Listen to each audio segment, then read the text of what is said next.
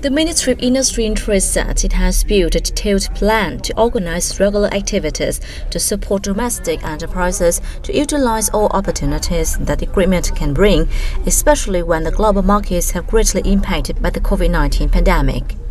It's also a chance to enhance the reconstruction of import-export market as well as supply chain. Without suitable access methods, business community will be greatly affected.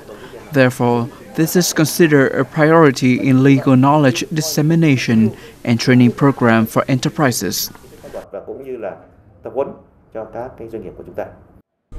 One of the key tasks is to enhance supply industry program, international programs on trade promotion and national trademark, to have small and medium enterprises connect with foreign firms and markets, fully entering the EU regional supply chain.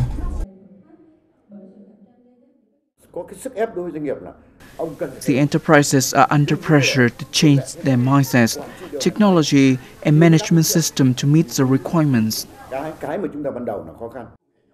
The ministry is actively communicating with the EU on preparation for implementation of the agreement, including building a procedure to issue tax quota for goods exported from Vietnam.